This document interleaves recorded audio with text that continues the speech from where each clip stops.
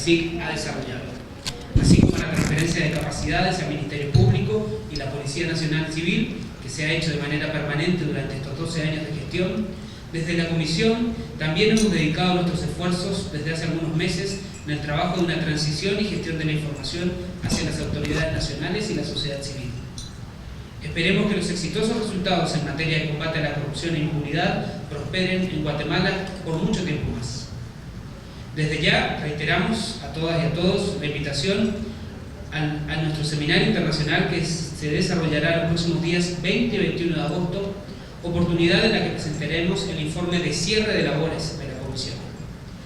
El artículo 3 del acuerdo de la creación de la CICIG señala que la Comisión está facultada para publicar informes generales y temáticos sobre sus actividades y los resultados de las mismas, incluyendo recomendaciones de conformidad con su mandato.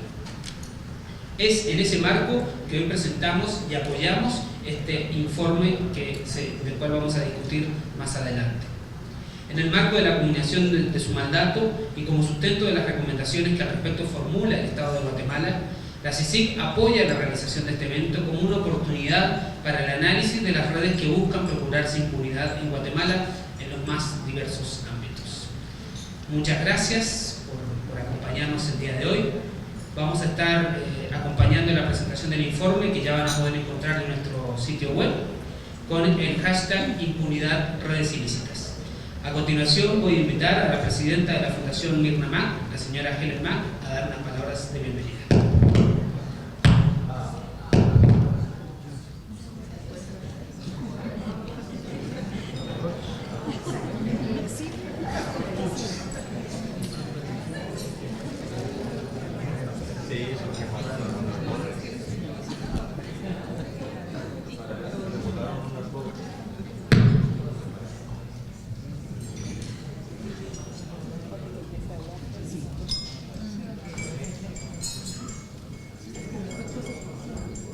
Muchas gracias, muy buenos días a todos y a todas.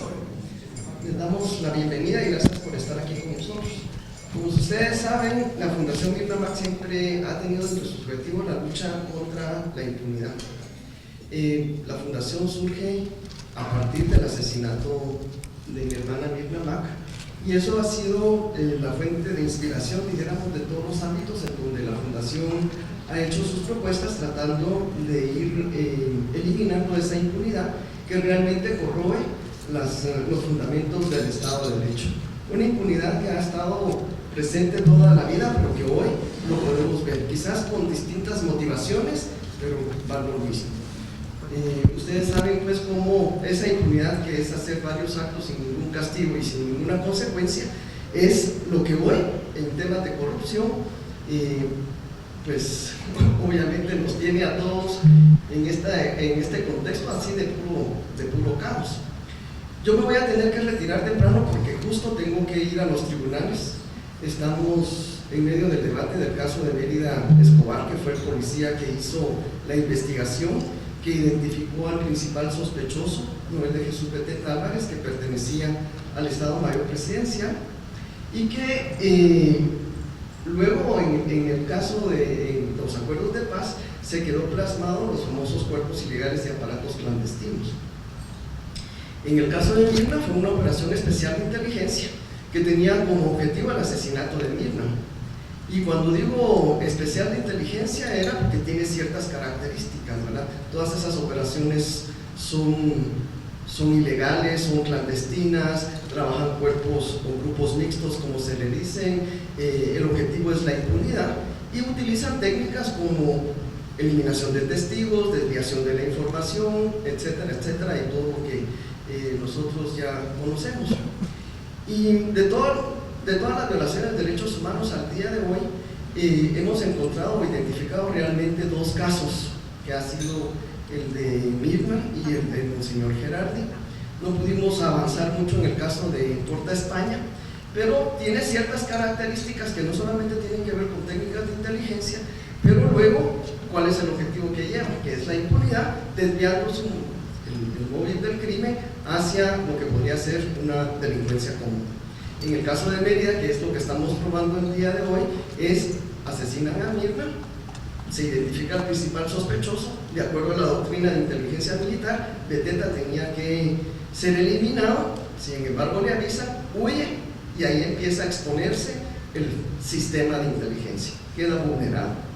Entonces, había que hacer un castigo ejemplar, y esa es la idea de matar a Mérida Escobar para que ya no hubiesen más testigos. Pero no solamente es eliminar a Mérida Escobar, sino que también señalan y acusan a 2 civiles, Gonzalo Cifuentes Estrada, quien es torturado para que admita la responsabilidad de haber asesinado a Mirna, y el otro es Guerra Galindo, que también es torturado y que se inventa en el caso de que fue un tema de asalto y porque Gonzalo Cifuentes admite de que Mérida Escobar la había violado, etcétera, etcétera. Todo esto ha sido probado en tribunales, pero bueno, ganamos un reenvío porque después de que le dan valor probatorio al 100% a toda la prueba, al final solo dicen, bueno, como era jefe no necesariamente tenía la responsabilidad, sino que solo firmaba documentos. Entonces, eso es lo que hoy nos debatimos, pero ese es el inicio de los cuerpos ilegales de aparatos clandestinos. Por eso las organizaciones de derechos humanos fuimos testigos de cómo estos cuerpos ilegales de aparatos clandestinos también fueron evolucionando a lo que hoy la CICIG en su informe de 2015 le denomina redes político-económicas ilícitas. Y ya antes la motivación era contrainsurgente, hoy, como todos sabemos, tiene mucho que ver con todo el tema de corrupción. En este ensayo que estamos publicando, lo que se trata de hacer precisamente es hacer un análisis comparado de esos casos del pasado con los casos de hoy presentes y cómo van evolucionando estas redes político-económicas ilícitas, o que luego se convierten en otros términos la macrocriminalidad, en donde ya vemos, ayer justo CICIG nos lo muestra con la FESI, estos operadores que no solamente es una institución, por ejemplo el asalto al Ministerio de Salud, que solo es el Ministerio de Salud. En el caso de ayer vemos como un operador va atacando o va haciendo uso aprovechándose de muchas otras instituciones, o a nivel regional, por ejemplo el caso de Lanquín, y ahí nos explica, Lanquín, una comunidad muy de los índices de desarrollo más bajos, y sin embargo se triangula fondos con otras redes del oriente, y cuando uno va empezando a poner y cazando todo, obviamente es parte de una ruta también de narcotráfico, pero también expulsora de migrantes, y de ahí vemos pues también toda esta crisis que estamos viendo ahora sobre el famoso país seguro. Así que esperamos de que, y el otro elemento que creo que es importante resaltar es que estamos a las puertas también de la elección de magistrados de Corte Suprema de Justicia y Corte de Apelaciones. En esta evolución de los cuerpos ilegales y aparatos clandestinos en los que fuimos testigos, fuimos viendo cómo se iba infiltrando o se iba tomando realmente esa aportación del Estado. Entonces vimos que muchos de estos especialistas o policías empezaban a formar parte de investigadores, porque el DIC, que era la inteligencia de la policía, se fueron infiltrando en el Ministerio Público, después los vimos en el OJ, también nos identificamos en el Congreso de la República, que eran comisionados militares o especialistas, pero entonces ahí viene todo el entramado de la cooptación del Estado, que es como el caso que le da la sombría a cómo se ha ido cooptando estas instituciones, favoreciendo solamente a una pequeña élite que por haberle tocado este status quo, pues viene esta reacción, el efecto, como decimos nosotros, el efecto rebote fue de tal manera que hizo que se expulsara a la CICIG, y todos aquellos que estamos en esta lucha contra la impunidad y la corrupción ahora, pues seamos enemigos del Estado. Cuando hemos hecho estos análisis, haciendo este estudio comparado del pasado con el presente, vemos que es prácticamente la implementación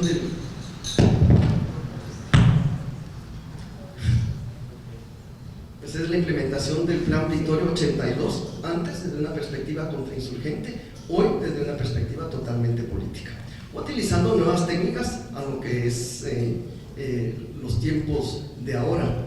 Pero a lo que voy es, ¿quién garantiza esa impunidad? Es el sistema de justicia.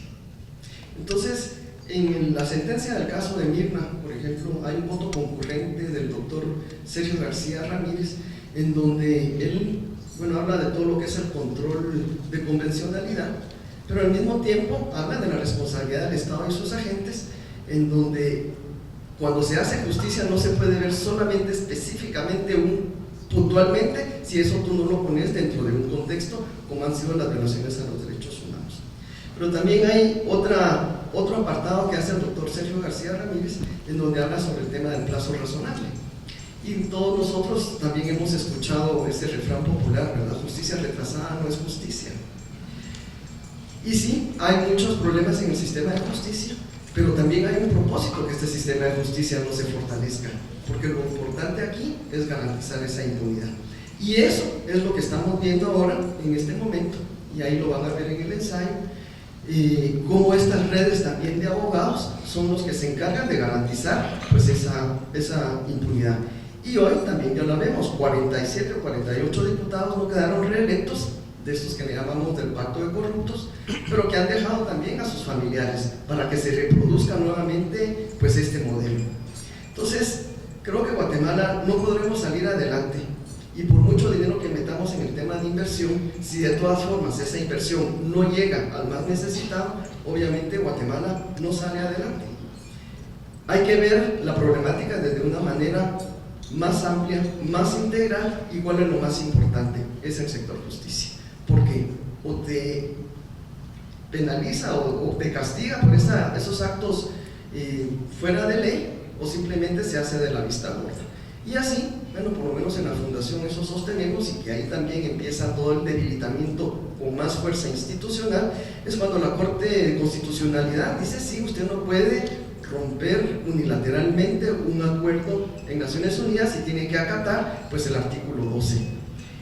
Y el Ministerio Público, en su actitud de vigilante, esperando a que se cometa el delito, obviamente el presidente queda sin ninguna sanción, y a todos empiezan a desobedecer lo que la Alta Corte de Constitucionalidad determina. Y así es como se van empoderando lo que nosotros ahora le llamamos el pacto de corruptos o la alianza criminal, y vemos cómo se ha ido deteriorando Guatemala, porque se ha ido destruyendo toda la institucionalidad. Y luego tenemos otro evento muy importante que será el domingo, en donde determinaremos quién queda electo en este país. Son dos partidos en donde, como todo el mundo sabemos, a nadie le gusta ninguno de los dos partidos, pero aquí también va a haber que hacer otro análisis mucho más profundo. ¿Qué significa quién quede quién? Obviamente uno va a seguir siendo continuidad del otro, y si eso es lo que Guatemala quiere, terminar de romper la poca institucionalidad que tenemos, entonces después, ¿cómo vamos a tener esa capacidad de implementar, por ejemplo, el acuerdo Tercer País Seguro? Y entonces es ese ciclo que nunca termina y que se va ampliando, y que Guatemala cada vez se va hundiendo más. ¿Y todo por qué? Por el tema de impunidad. Entonces ahí es donde nosotros, por lo menos desde la Fundación, hemos tenido el interés de ir resaltando la importancia del sector justicia, pero un sector justicia que sea honesto. Lo que no podemos hacer es que hay una planilla única, ya tienen convocados quiénes son los que van a quedar electos, y a la hora de estar diciendo el tema de la idoneidad, entonces resulta que cada quien a voto diga: sí, yo soy honesto, y entonces ya queda acreditado su idoneidad.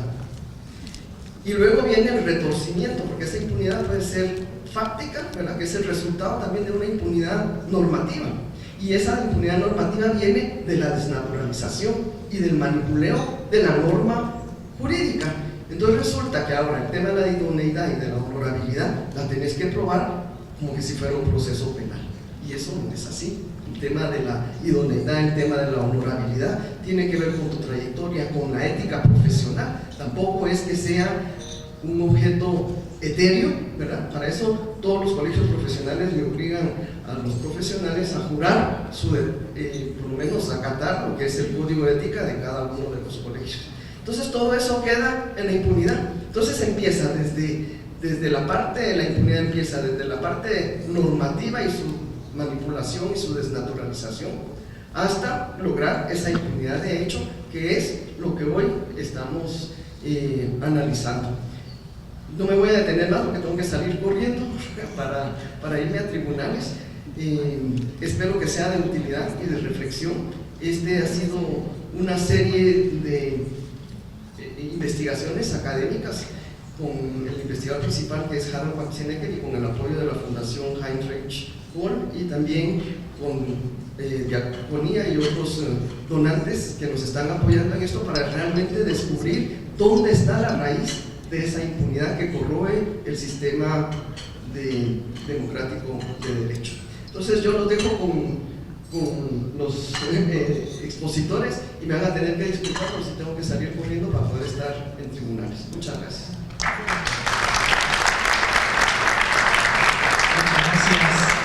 Muchas gracias.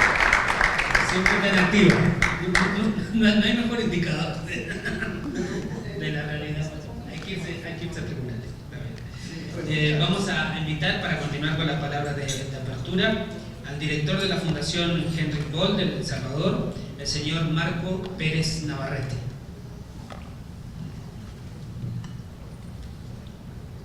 Sí, muy buenos días.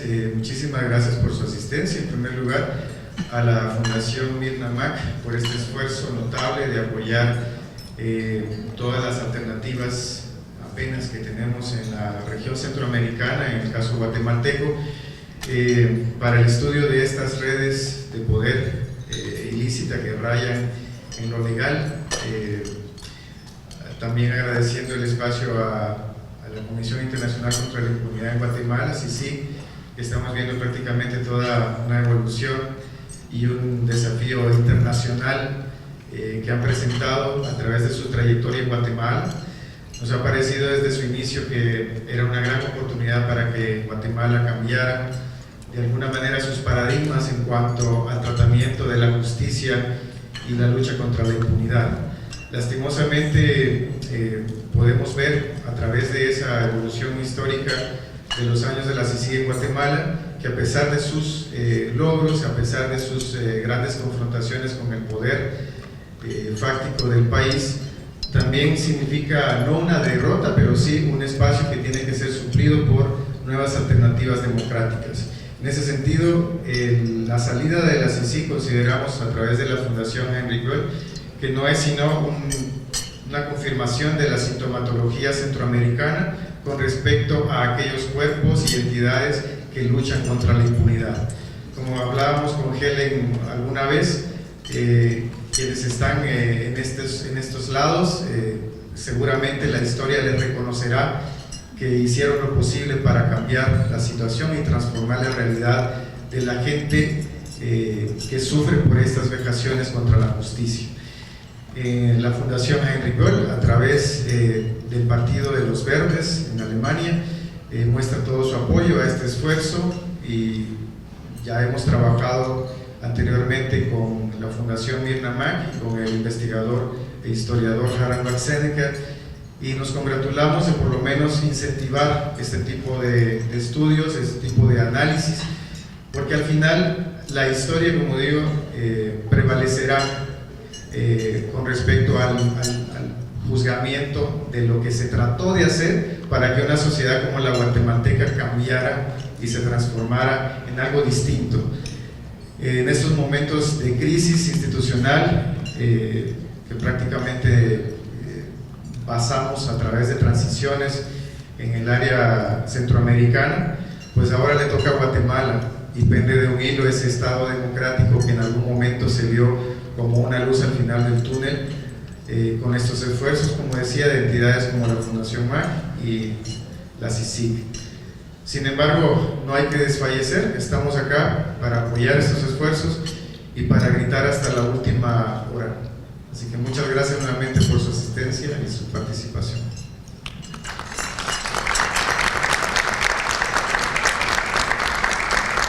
Muchas gracias.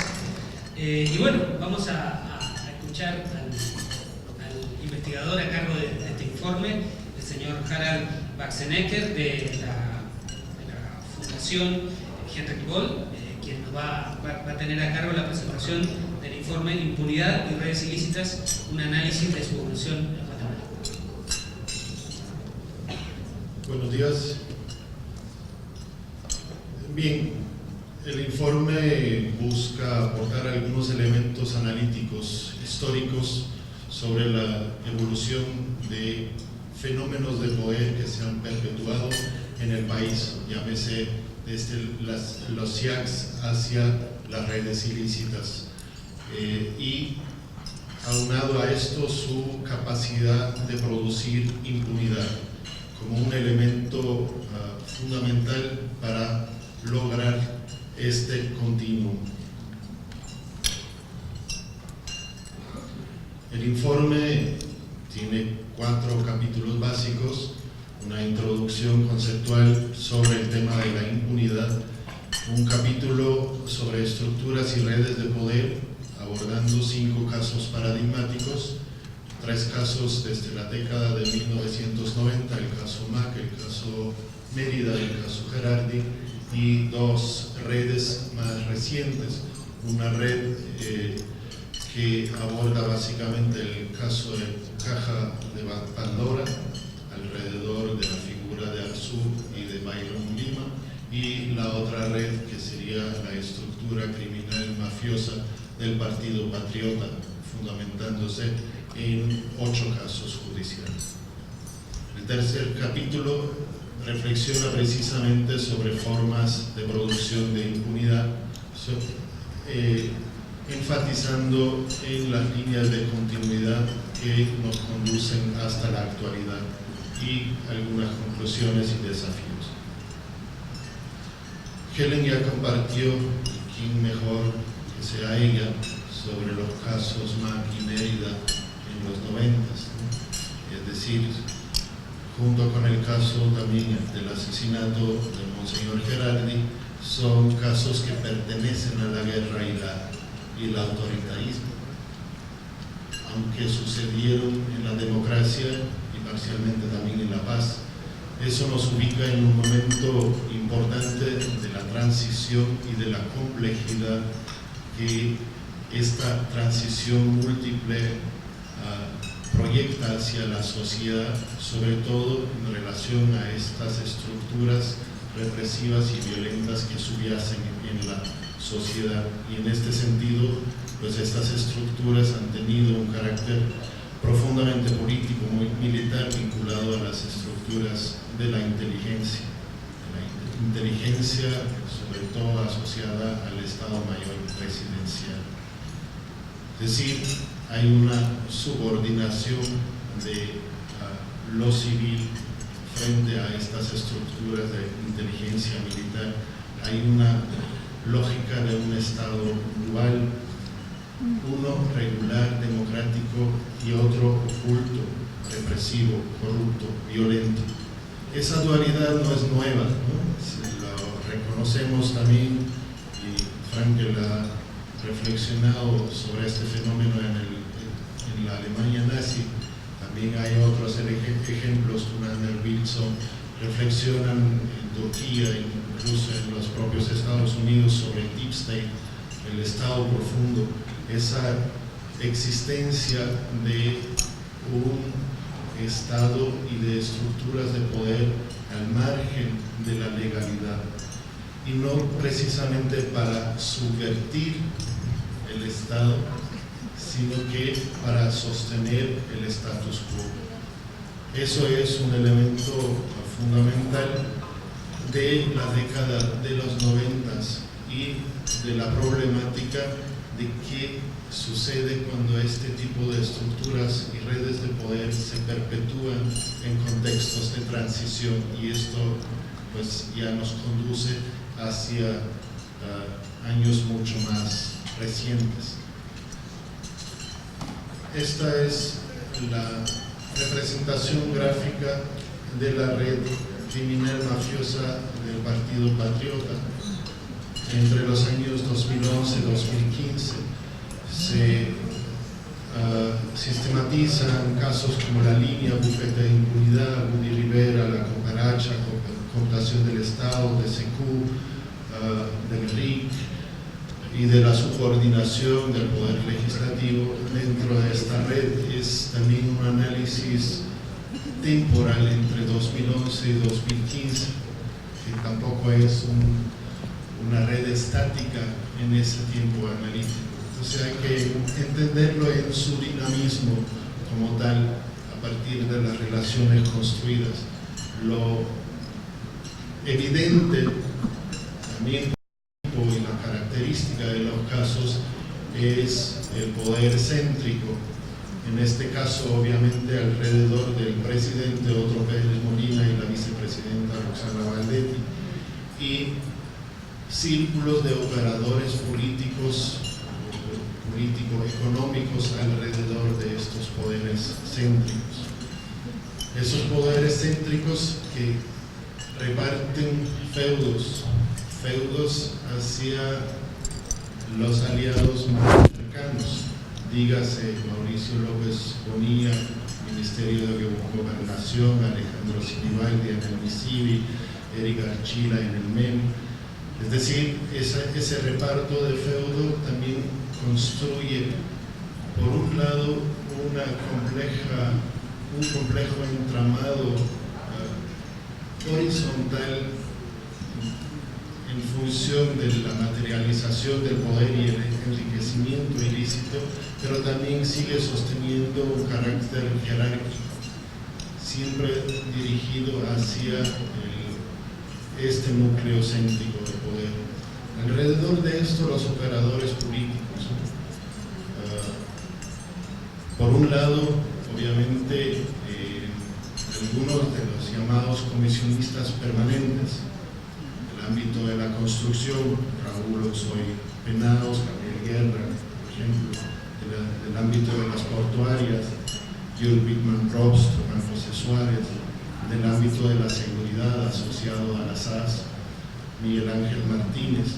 Es decir, son quizás nombres que no nos resuenan tanto, pero tienen un rol fundamental en la operatividad de estos entramados de captura de, sobre todo, recursos estatales en función del beneficio propio e ilícito. Y a partir de ahí también hay operadores políticos con capacidad de producción de impunidad. Ya dentro de este mismo esquema se pueden señalar por lo menos aquellos pequeños entramados alrededor del bufete de impunidad, con una figura central que sería Luis Mendizábal, prófugo de la justicia, que ha intervenido obviamente en el caso de la línea, también marginalmente hacia el caso TCQ, junto con otro operador político de alto nivel, Gustavo Alejos, y quizás uno de los operadores que también está en este momento enfrentando procesos de antejuicio, que sería Asisclo Valladares Uruguela, en el caso del lectivo o subordinación del legislativo al ejecutivo. Estos últimos dos también con incidencia en el proceso de nombramiento de autoridades judiciales en el 2014. Entonces, esa capacidad de producción de impunidad es una de las características fundamentales de las redes político-económicas ilícitas en la actualidad. Eso también se concibe en la idea de las redes macrocriminales, ¿no? Una variedad de agentes con unas complejas interacciones, incluyendo agentes del Estado, que producen efectos nocivos para la propia institucionalidad y la sociedad en su conjunto, a partir del ejercicio indebido de poder, enriquecimiento e impunidad. En este sentido, cuando hablamos de esta capacidad de producción de la impunidad, hay que verlo de manera íntimamente relacionado con estas estructuras y redes de poder. Es decir, hay un continuum que se reproduce mutuamente a lo largo de la historia.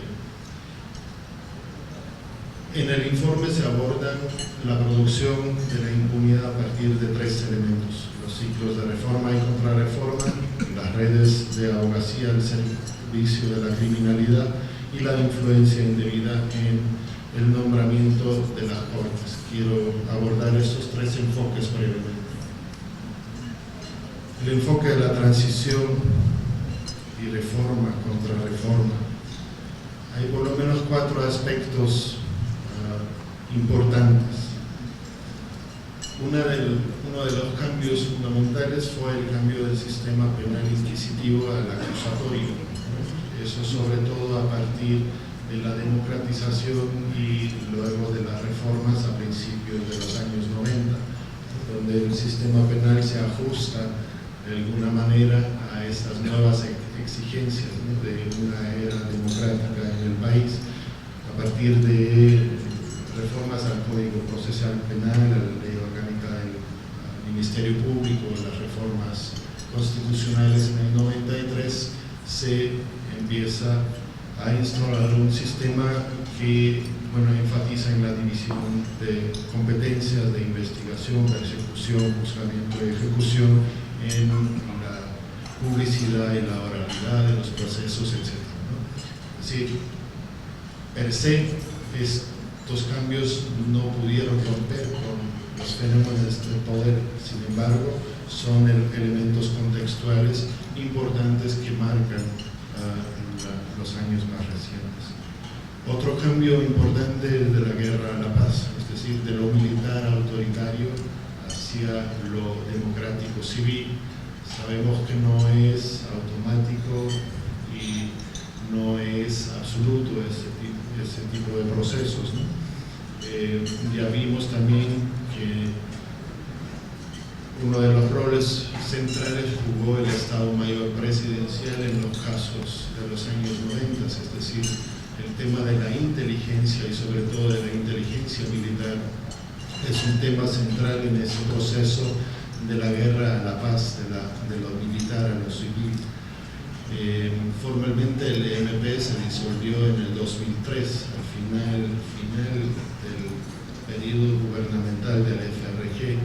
Ya en este proceso se había instalado las AAS a partir del 2000 con el tema de la seguridad presidencial, y poco a poco en estos años se instalaron otras instituciones de inteligencia que se subdividen en tres campos fundamentales: la inteligencia estratégica alrededor de la CIA, obviamente la inteligencia militar a partir de la Dirección de Inteligencia Propia de Defensa, y la DIGICI, que sería la inteligencia civil, o se conoce comúnmente como la inteligencia criminal, ¿no?, frente a esto.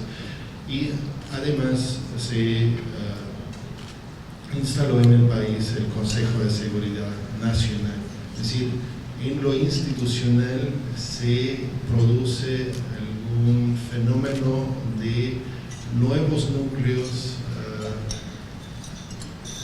menos concentrados que el Estado Mayor Presidencial, que se convierten de nuevo en centros de poder al servicio de ciertas estructuras y redes ilícitas. Al mismo tiempo, esto se produce porque también hay un proceso extrainstitucional, es decir, se reconocen en el país, en diversos estudios, siempre figuras vinculadas al alto nivel de la inteligencia militar que se han sostenido en zonas grises. Podemos mencionar a Francisco Ortega Menaldo, una de las figuras que sale en casos como Red Moreno, Grupo Salvavidas, desfalco del Ministerio de la Defensa, la Red Yort con el crédito hipotecario nacional en tiempos del FRG. Está presente la figura, pero no ocupa un espacio público, institucional. Otra figura similar podría ser Marco Tulio Espinosa. Ahí siempre hay un pequeño resumen del informe sobre el sótano de la Municipalidad de Guatemala. Es decir, son espacios grises inexistentes, pero reales. Y por otro lado hay fenómenos como por ejemplo Otto Pérez Molina. Es una figura similar, sin embargo el camino estratégico fue diferente. Él se hizo cabeza de un proyecto político, militar, criminal en era democrática con el Partido Patriota. Salió a la institucionalidad, encabezó un proyecto mafioso, así se denomina también en los casos judicializados. Y también la figura, por ejemplo, de Ricardo Bustamante, ¿no? En frente de la Secretaría Técnica del Consejo Nacional de la Seguridad. Es un espacio institucional, pero íntimamente ligado también a los hilos de continuidad de este poder de inteligencia militar.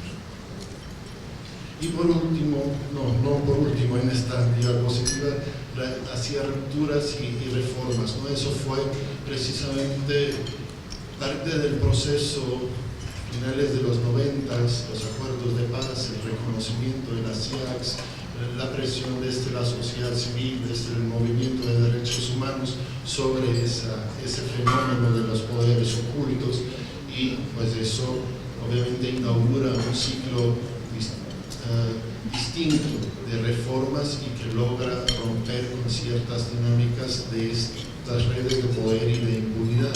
Y ahí podemos obviamente mencionar la instalación de la CICIG en el 2006, luego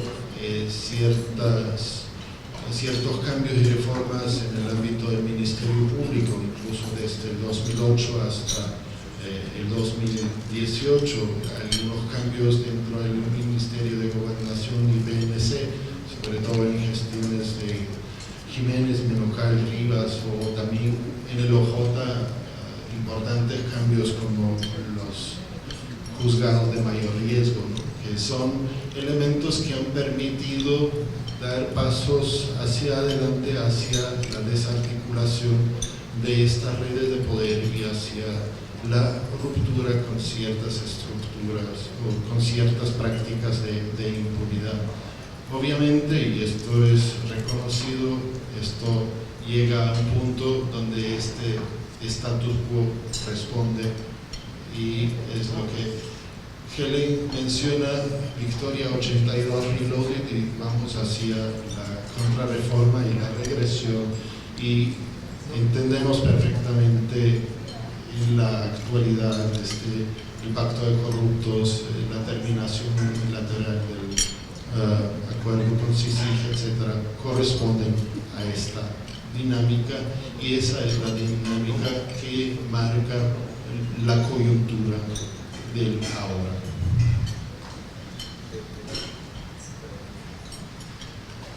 Y también vemos líneas de continuidad en la producción o en el modus operandi mismo de la producción de impunidad. En los 90s, vigilancia y seguimiento desde los espacios de inteligencia, la interferencia en investigaciones, alterar las hipótesis y las escenas de crimen, desviar las investigaciones, campañas de desprestigio. Eso se puede observar en los casos Mac, Mérida, Gerardi a la perfección, y también en el presente el modus operandi para producir impunidad incluye estas y otras estrategias, como la vigilancia y el seguimiento. Diría, dentro del OJ se puede ver el episodio polémico alrededor del encargado de seguridad Mota Bonilla, la intimidación y eliminación de sujetos procesales. Hay constantes presiones hacia operadores de justicia, pero también vemos la muerte de 8 periodistas durante esta época de crisis política. Se ve el caso de las vacaciones del fiscal Oscar Schad en momentos claves, ¿no? El desvío de las hipótesis y líneas de investigación. Creo que uno de los casos judiciales lo refleja, precisamente el de la manipulación de justicia alrededor de la familia Melgar Padilla, la criminalización de operadores de justicia, en esta época, entre 2015 y 2018, se han registrado 57 denuncias administrativas y 33 denuncias penales contra operadores de juzgado de mayor riesgo, y se han presentado al menos 21 acciones legales contra fiscales de la FESI. Es decir, hay una constante presión y criminalización también a este nivel. El retardo malicioso y la compra de decisiones judiciales, voy a abordar el tema más adelante con un poco más de profundidad. Y la compra de decisiones judiciales, el caso paradigmático es el del bufete de la impunidad, es decir, entre el teniente Jerez y Luis Mendizábal movilizaron unos cuantos centavos en función de la compra de una decisión en un juzgado. Y las campañas de desprestigio, pues ya se tiene ahora el informe sobre bots y la manipulación de las redes sociales, y se podría mencionar el caso Bitcoin, que se ha utilizado internacionalmente en función de generar una situación de cortina de humo. El segundo enfoque serían las redes de abogacía. Las redes de abogacía al servicio de la criminalidad. Aquí se toma una base de datos de un universo muy específico, de 51 casos judicializados de alto impacto, de alto nivel en la actualidad. Quiénes son las personas acusadas y quiénes son los abogados y las abogadas defensoras de estas personas, ¿no? Y cómo se interrelacionan entonces esos profesionales de derecho entre sí. De ahí nos sale una red articulada de 175 abogados y abogadas, que es lo que se ve en esta gráfica. Lo importante es observar el fenómeno, ¿no?, de que hay una articulación en la defensa de casos de alto impacto. ¿Y cuáles son esos casos de alto impacto y cuáles son esas personas acusadas que articulan ese fenómeno? Estaríamos hablando de casos como cooptación del Estado, la línea y construcción y corrupción, con acusados o personas acusadas como Otto Pérez Molina, Douglas Charchal, la jueza o ex jueza Marta Sierra de Stalin, Manuel Barquín, es decir, personajes político-militares de alto nivel. Y por otro lado, con casos de Cancerbero, Génesis, etc., alrededor del clan familiar Mendoza. Es decir, la corrupción y el narcotráfico son dos elementos que nos articulan ese tipo de redes de abogacía al servicio de la criminalidad. Entonces, esto es importante, y ahí se constituye obviamente un núcleo central de operadores, de abogados litigantes alrededor de Albenio Hernández, Guerra Mejía, García Uriel, Galindo Ruiz, aunque ya pasó también a ser acusado, y Stalin Sierra. Estas redes de abogacía tienen dos impactos fundamentales, entre otros. Por un lado, el litigio y retardo malicioso. Esa práctica es llevada adelante por este tipo de operadores litigantes en función de impedir el cumplimiento debido de los procesos judiciales, ¿no?, aunado a otras estrategias que pueden incluir amenazas y corrupción. Pero también esta estrategia del litigio malicioso requiere la anuencia de las autoridades judiciales, y por lo tanto la influencia sobre el nombramiento de estas autoridades judiciales es un tema importante. Y la red que acabamos de ver de abogados y abogadas también ha tenido su impacto en las recientes elecciones del Colegio de Abogados y Notarios de Guatemala, CANGE, en la elección de comisiones de postulación. Eso fue ahorita en julio. Dentro de las 21 planillas, al menos 16 personas, abogados y abogadas de esta red, fueron postuladas. 3 de estas personas fueron electas para las comisiones de postulación. Estamos hablando de Denis Billy Herrera Narita para la Comisión de la Corte Suprema de Justicia y de la Cual Lima y Dumont Ruano para la Comisión de las Cortes de Apelación. Y precisamente ese es uno de los temas fundamentales, o ese tercer enfoque, el nombramiento de las Cortes como una estrategia en la producción de impunidad.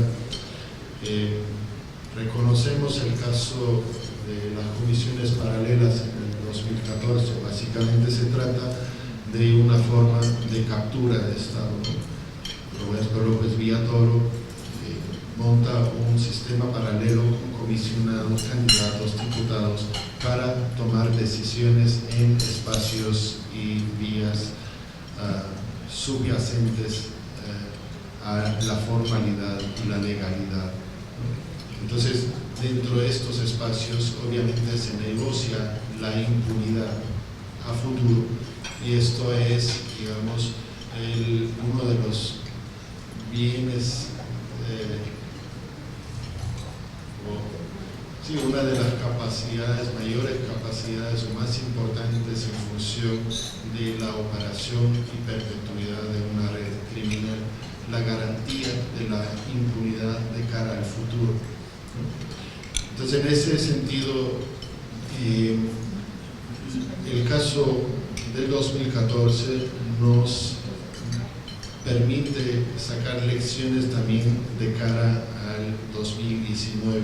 En el 2019, pues ese proceso de comisiones de postulación y las elecciones gremiales siguen siendo otra vez un tema de alto impacto en la coyuntura, ¿no? Tenemos la elección de las Cortes de Apelaciones con la planilla única que ya mencionaba Helen, y la elección del Colegio de Abogados y Notarios con las 21 planillas que acabo de mencionar. Aún y en la actualidad es más complejo. Especialistas de la temática coinciden que no hay una representación directa de los poderes y estructuras en estas comisiones, sino que es una representación indirecta a través de operadores políticos que se expresa en la actualidad y se identifica en el entorno nacional alrededor de las comisiones de postulación, por lo menos algunos núcleos de poder con interés de influir en estas comisiones. Por un lado, el pacto oficialista de impunidad alrededor de figuras de Gustavo Alejo, de Roberto López Villatoro, a pesar de que estén operando desde una posición de personas acusadas de crímenes, de Felipe Alejo, de Freddy Cabrera, de Eduardo Castellanos.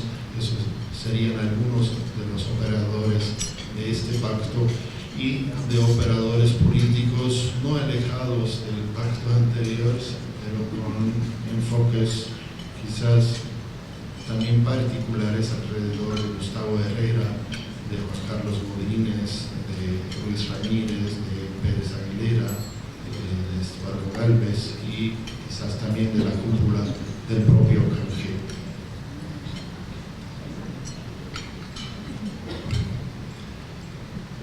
Y otro de los casos nos señala la complejidad en el proceso de nombramiento de las Cortes, que se ubica en el Congreso de la República. Al final de cuentas es el Congreso quien elige a partir de las planillas presentadas. En 2014 se produjo un fenómeno de negociación entre el Partido Patriota y el Partido Líder, y también se conoce a partir del caso de subordinación que se han canalizado pagos ilícitos hacia los diputados y las diputadas para comprar los votos en función de la elección de la actual Corte Suprema de Justicia y de la Corte de Apelaciones. El partido Todos, con el 88% de sus diputados en aquel entonces, Líder con el 80% de sus diputados y el Partido Patriota con el 79% de sus diputados en el 2014, avalaron esa negociación y ese pacto. Entonces, es importante tomarlo en cuenta como un fenómeno que impactó casi en la totalidad del espacio legislativo, y tenemos, a partir de la dinámica de las reelecciones, en este momento aún 47 legisladores y legisladoras que fueron parte de este pacto en 2014 y estarían a cargo de la elección de las cortes futuras. Es decir, estamos en un círculo vicioso de una paradoja de Estado cooptado, ¿no? Lo aparentemente legítimo debe decidir sobre lo legal, y es cuando menos el 30% de legisladores que estarían pues señalados de esta dinámica. Entonces, en este sentido, este proceso de nombramiento en el 2019 también es un elemento crítico. Algunos desafíos para cerrar: obviamente la impunidad no se acaba sin una ruptura de las estructuras y redes de poder, y viceversa. Es decir, ahí hay una correlación. Ninguna reforma legal per se estaría capaz de romper ese continuo. Por otro lado, obviamente retomar el ciclo de reforma del sistema de justicia, ¿no? En este contexto de contrarreforma y regresión sería uno de los desafíos fundamentales. La desarticulación de redes de abogacía al servicio de la criminalidad, eso fue uno de los elementos que expuso Iván Meini, el ex procurador contra la corrupción de Perú, en el reciente evento del Ministerio Público aquí en Guatemala, y también la democratización del ejercicio del poder público ante el fenómeno de la captura del Estado, es decir, permitir el desarrollo pleno de la democracia, desarticular aquello que distorsiona ese sistema como tal. Muchas gracias.